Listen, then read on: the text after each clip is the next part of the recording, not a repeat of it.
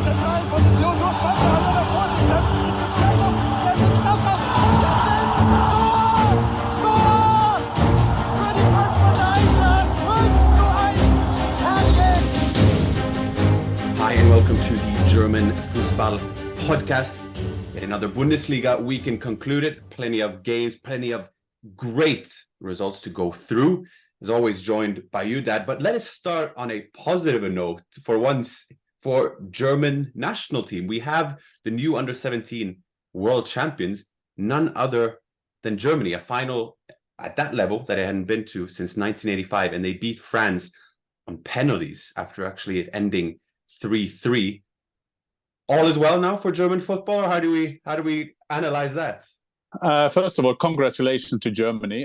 Very important for them. I will come back to that, why it's so important. I've been spending the whole week doing football, as I always do, and I was at Sociedad, doing Sociedad Salzburg. I was there with Stefan Freund, who won the Champions League, he's a European champion for Germany, and we had a go at him. Some Austrians, and even I, as a Norwegian, was not even there. But Germany, they're a big, big football nation, and they are crying. They are struggling. They are desperate. They are very negative going into the Euros after losing against Austria the last game, where Austria were the dominant team. So this is good news for them, that you see some new young generation. It's not time enough. I can't see any of these players being a part of the Euros. But what is shown in a longer perspective, when Spain ending up winning all those kind of tournaments, there were players who were well at 16, 17, 18, 19, 20. Even Germany did that when Matthias Sammer was the head of that. We discussed that in another podcast, also with Stefan Freund in a role having the under 17. I think he lost the final in the tournament then. And England, they learned from that. England, didn't they? Because they never prioritized their youth national team in England, and they learned from Spain, they learned from Germany how to do it, and so I think this is great news for German football, because there's also been a bit talk about lack of talent, young talent.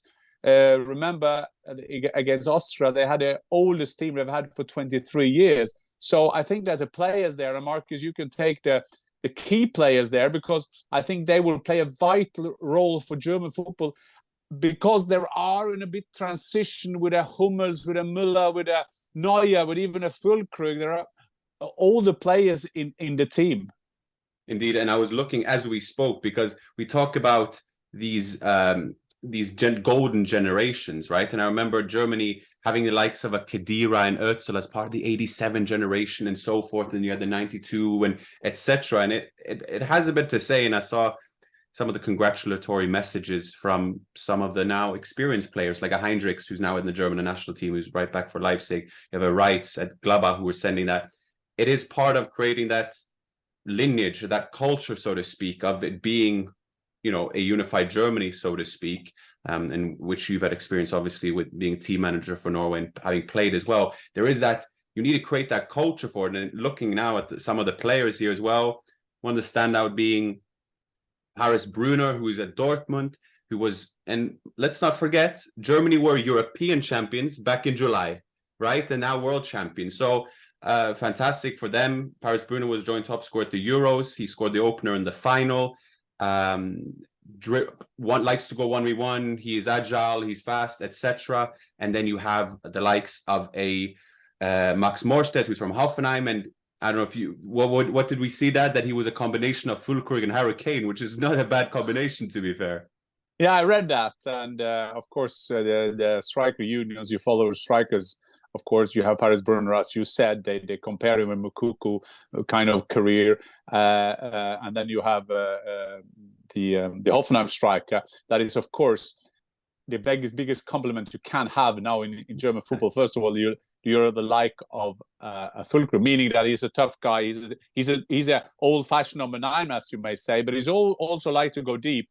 So then they compare him with Harry Kane. So Max will have a great thing to live up to, but a great player here he is. And then there was the defender in Nuremberg as well, wasn't there? Yeah, and then we had Finn Jeltsch, who was the Nuremberg center back, and he was rather pivotal in Germany's great Euros run as well. Captain for the under-19s, for Nuremberg under-19s as a 17-year-old, no mean feat. He's also been in the matchday squads on a few occasions. And then there's also worth mentioning that their midfield general, so to speak, Hasan Odrago from Schalke, who is Schalke's youngest debutant and youngest goal scorer, actually. Debuted back in July against Hamburg.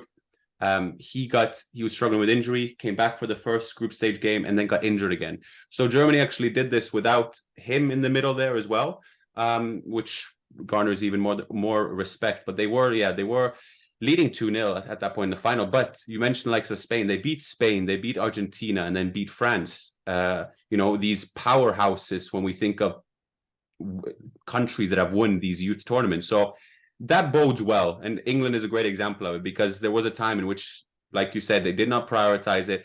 And then whether there's a causation, I don't know, but there certainly is a correlation between England winning these and maybe a better national team as well.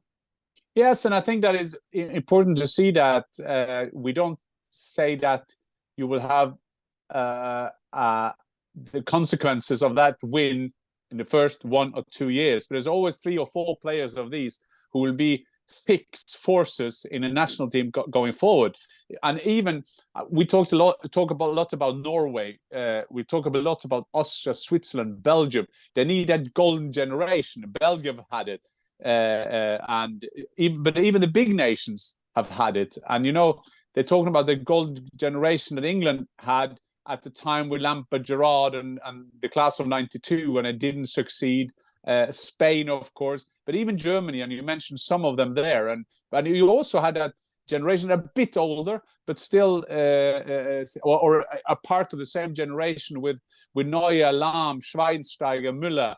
And there was a time they said, well, but we have to win something. And then at the end, I mean, with Müller is still going, but at the end, they won the Champions League. They're winning the World Cup, of course. So that is a good thing for even a big football nation, that you have a generation, because you need a generation that also inspire each other.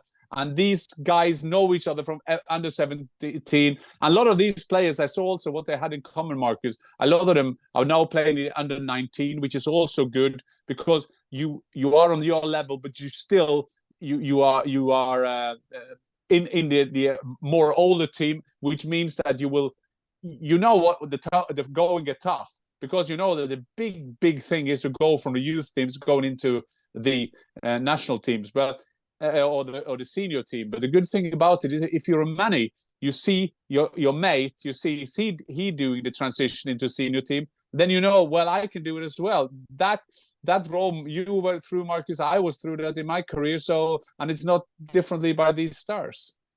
No, absolutely. All credit. We could have talked about youth development and its implications, etc., etc. But we will move on, because we also had some rather exciting games in the Bundesliga. Bayern Munich, Union Berlin obviously got postponed, so we don't have Bayern to talk about as much. But we did have the top spiel of the round. It was Leverkusen against Dortmund on the Sunday, and a game in which, I guess, in terms of how analyzing the game from a overall perspective, Leverkusen dominated possession. They had a lot of the initiative. Dortmund seemed to go by an approach which was a bit similar to when they played away to Europe, maybe. They laid deep, they defended well, and then went for counters. And then very early on, our beloved Ryerson, who I thought did very well going up against probably the most informed fullback/wingback in Europe at the time. And Frimpong is a tough player to play against. He's small, he's agile. I think the stats were that Ryerson won 77% of his duels. But when I see him play, and he gets the goal, I think it's his 3rd goal of the season, he's just so reliable. There's nothing fussy about him. He stays composed. He gets his goal. All respect, and I know we've talked about him before in terms of his kind of underrated career. But yeah, basically Dortmund's, I think, defensive contributions gave them a point against the Leverkusen, which, if we look at from the bigger picture, is a pretty good result for them. Absolutely, and if you see their away form, they had a great game at St. James's. It was a very hard place to go. San Siro, a great game now, and now they're playing against Leverkusen, maybe the informed team in whole Europe this season. But like you say, an early lead, which is always good, because then you know that the early lead, the 1-0, we talked about the importance of that, because it's something by do where you start your pressure. Can you go back? Can you wait? Can you do your different thing? But Julian Ryerson, I just have to remind people on that, because Julian Ryerson, when I started following Erling Haaland, of course I knew about him when he played at Union Berlin. He was not in the team, then he was on a bench, then suddenly started playing, had some good games, and I always met him twice a season when he played Dortmund. So a polite guy, nearly shy. I'm not saying he is shy, but nearly shy in his appearance. But still, wow, he's not shy on the pitch. We all remember that goal he had when he was running like a American footballer all over the whole pitch, and a great determination also now. So he is an example for us all. He is an example for people that think that you have to be born with it, or you have to be a talent from where you're a kid, you have to be a wonder kid, or you have to have body or mind like a superstar. But Julian Ryerson has done his job, and I must say there's been a lot of criticism of Dortmund not doing great transfers, maybe not hitting the best transfer. But wow, Julian Ryerson, if I don't remember wrong, I think it was for €5 million that he came to the club, which is great business for a guy who he played nearly every game last season. It should have been since he came, and they never seemed to lose when he was there, and he should be crowned by the title, of course, when the Mainz game we all know about. But a great point for Dortmund, really. Although I saw Terzic after the game being a bit furious, he meant that they should have a penalty, and that was his attitude. But still, 1-1 against Leverkusen, must say that is a great result for them. And only the second game this season that Leverkusen drops points. It is the most important team in Europe this season, because it is the only team in the top 5 leagues that are unbeaten. And their unbeaten run continues, deservedly so. They deserve the point. I mean, some of the interlinks between the players and how they play. I mean, the Wirtz goal that got called off as well because Boniface was offside was a lovely goal in which Wirtz showed his class. Overall, I think it was okay. And then it's one of those where I think Dortmund, it's one of those in which they haven't played as sensationally as they've done in previous seasons. We've always come to associate Dortmund with this high pace, kind of with these brilliant individuals, and loved seeing Dortmund play a bit more pragmatic this season, which worked in their favor, to be fair to them, in Europe. And when they go to play Leverkusen, which was always going to be an interesting test. 16-1 it was in corners in favor of Leverkusen, just to put it into perspective. But ahead of these last couple of games, it started before the Milan game, Dad. They had Milan away, then they have Leverkusen. The next game is Stuttgart away in the cup. We all know how well Stuttgart are doing. Then they have Leipzig at home in the league, and then they have PSG at home as well. So that has been the run of games that they've had to go through. And to be fair to them, so far, they've done rather well in that test, we'd say, huh? Yeah, but I would say that maybe speaks for them, because maybe this Dortmund team can't dominate. They can't do like Leverkusen, Bayern, or normally Manchester City, Arsenal, and Liverpool just win games just in a row. They just, they will win. They have this ability to win. But maybe it's easier for them when they not a favorite, where they can play a bit more of counter-attack. Maybe they could wait for the opposition. So maybe for them is good to have a tough fixtures. Just to end on that game, Markus, it was great to see Patrick Schick back. He got a goal in Europe. Now he got a great assist for Boniface. Brilliant taking, brilliant. And it's brilliant timing for Leverkusen as well, as we know that Boniface will go to the Africa Cup. So Patrick Schick will play a very major role for them. He's been the main striker before he had his terrible injury. So great timing to have him back as well. And the way the equalizer came, Boniface all on his own in there, just shows you how sovereign. What's that in English? How superior. superior, or something of the kind. Maybe the translation is correct. Souverain was German. Yeah. And Norwegian, to be fair. Oh, Norwegian. They looked dangerous there with 2 up top, and let's not forget how good Patrick Schick was. I mean, one of the foremost strikers in the Bundesliga, obviously a long-term injury, and then now back. And then from one, I guess, center forward pairing to another, we also had Stuttgart, who won at home to Bremen. And Hoeneß, there was a bit of talk about whether Hoeneß should start with Guirassay or Undav, because both are very informed strikers. They've started the season in spectacular fashion with only one striker up top, but Hoeneß made it very clear before the game. He says, I'm going for 2 up top. I'm going for Undav. I'm going for Guirassay. And as any great coach does, they declare it, and then it happens, and they win 2-1.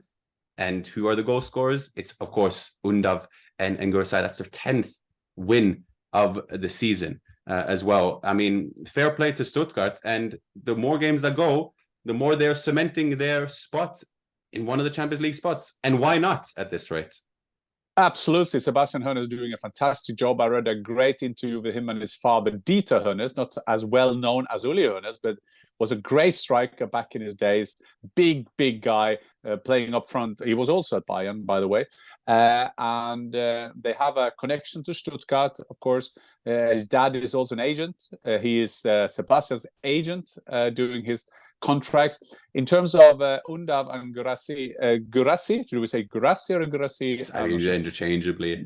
yeah. But there are 2 consequences when you're doing as well as they do. You get linked to all kind of clubs. I see that especially Guirassay is linked now to Manchester United, a lot of clubs, which is normal. For Undav, it's another thing that he's been now linked with the German national team. Because there's a lack of strikers, and there's a big speculation now in Germany that he should get a chance. There will probably be a couple of games in March that they will test him out.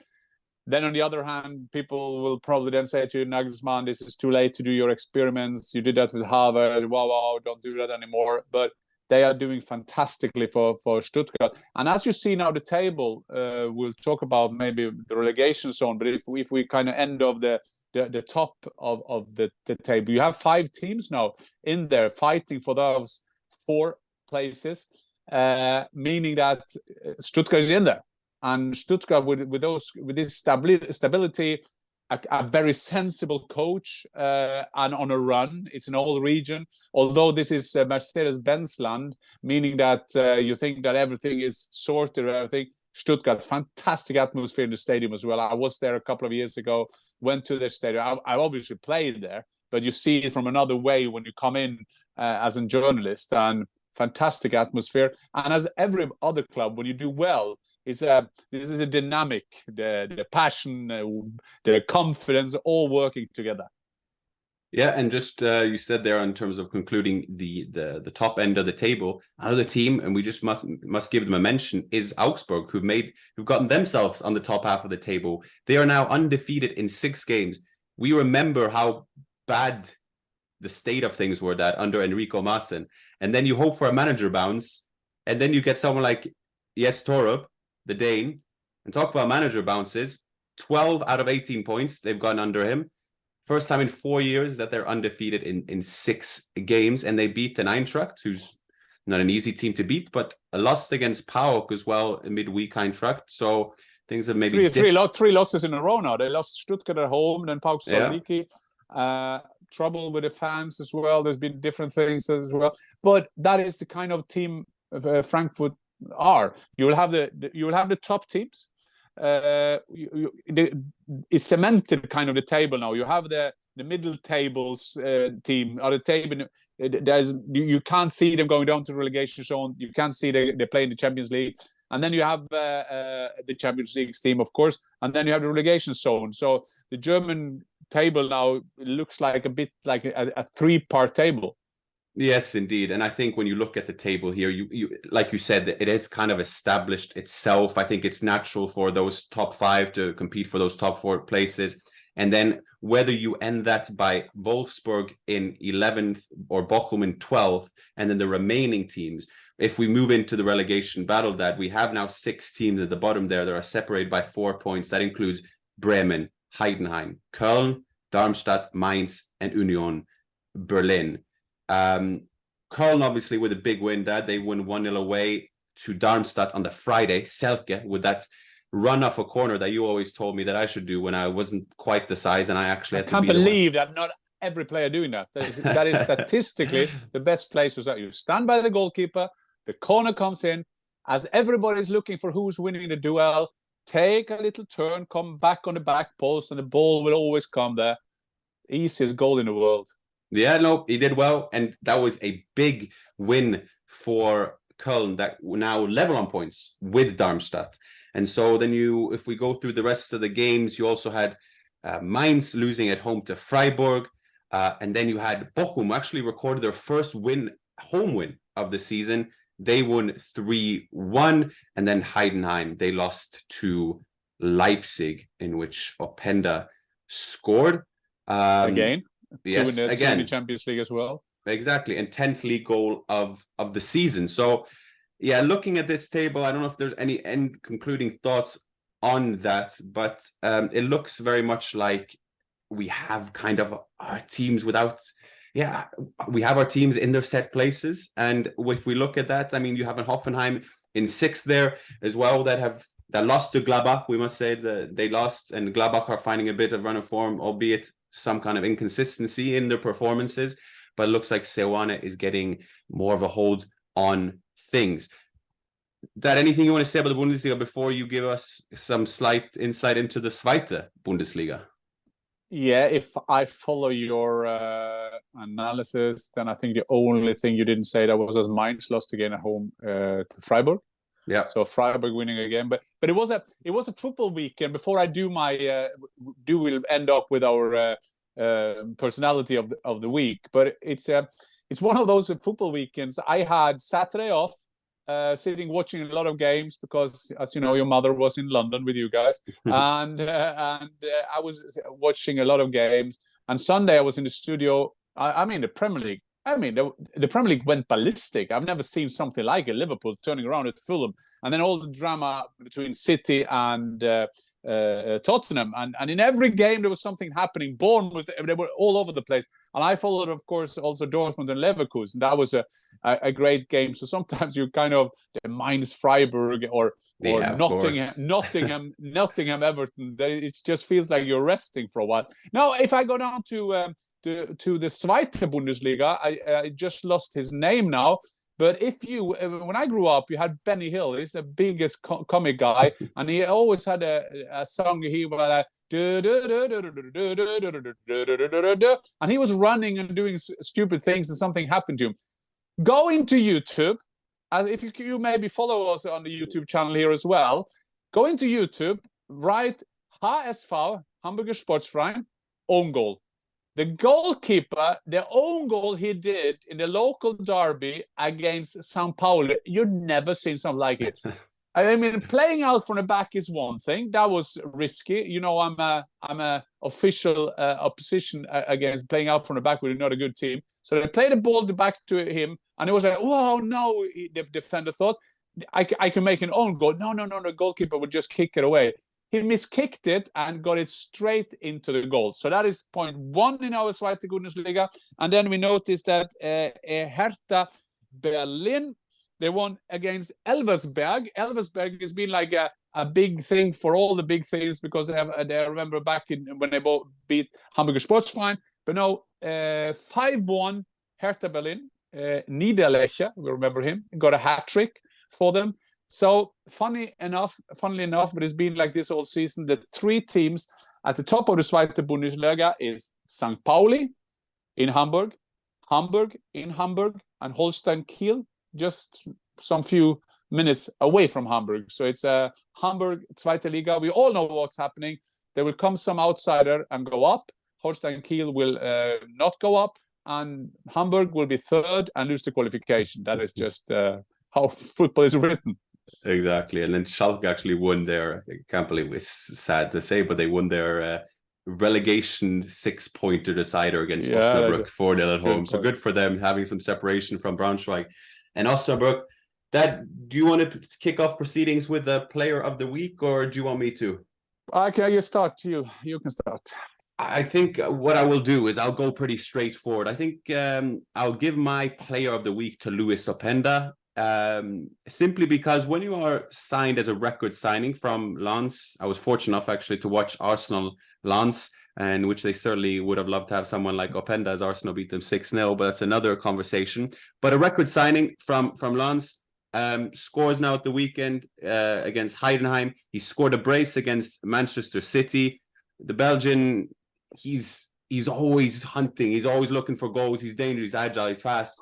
He's a presence there. And for a Leipzig team that is super exciting, a younger team with it's dynamic, maybe a bit inexperienced as such, he's proven to be a very good signing for RB Leipzig. So exciting to see, and we will see RB Leipzig in the Champions League knockout stages too, the very platform in which he will look to thrive, and one of the reasons he went to RB Leipzig. So that is my player of the week.